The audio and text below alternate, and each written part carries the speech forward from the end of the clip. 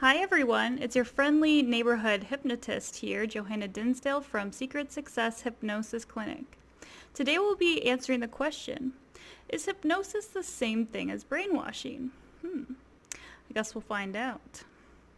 So let's dive into this really interesting topic right away. Webster Dictionary defines brainwashing as a forcible indoctrination to induce someone to give up basic political, social, religious beliefs and attitudes, to accept contrasting regimented ideas. These tactics of brainwashing are most commonly used by politicians and advertisers. An example of a brainwashing technique is repetition. One primary method businesses use to manipulate consumers is to repeat a word, phrase, image, idea, or sound in their advertising so often that the consumer automatically associates it to the company, product, service, and vice versa. For example, you might repeat the same company slogan across all forms of advertising you use, including radio and TV, to overwhelm public with the same message and create previously non-existent associations. For example, McDonald's, ba-da-ba-ba-ba. How many times have you heard that? Since you were a kid, right? Other tactics include emotional manipulation, intelligence dampening, assault on identity, and channeling guilt. Because brainwashing is such an invasive form of influence, it requires isolation and dependency of the subject, which is why you mostly hear of brainwashing occurring in prison camps or cults. Now, how does hypnosis differ from this? Hypnotherapy is defined as psychotherapy that facilitates suggestion, re-education, or analysis by hypnosis, a trance-like state that resembles sleep but is induced by a person whose suggestions are readily accepted by the subject.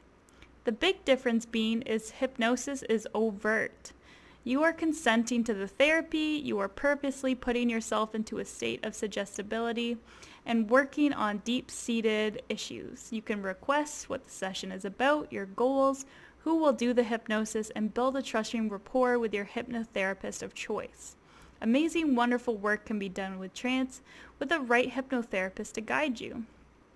The act of being a hypnotherapist, in my case as a clinical hypnotist, there are a code of ethics to protect the patient's best interests. Brainwashing can take many forms, all focused on corrupting the individual to do what the brainwasher wants. When it comes to hypnotherapy, a person cannot be hypnotized against his or her will, nor can they be made to do things that they don't want to do. If anyone suggests something that goes against the moral beliefs or values, or is dangerous in any way, it is rejected immediately. There are some people who argue that while you can't hypnotize someone to do that's against their core belief system, you may be able to slowly change those beliefs and influence the subject's actions because of those beliefs. And that's when it turns into brainwashing. So a person can't be hypnotized to commit a murder just because a hypnotist told them to do so, but it might be possible to slowly convince a person that they're being threatened by someone, which would make them turn violent. Hypnotism isn't dangerous, but some hypnotists can be if their intentions are bad and to turn hypnosis into brainwashing. So in conclusion, hypnosis is different than brainwashing.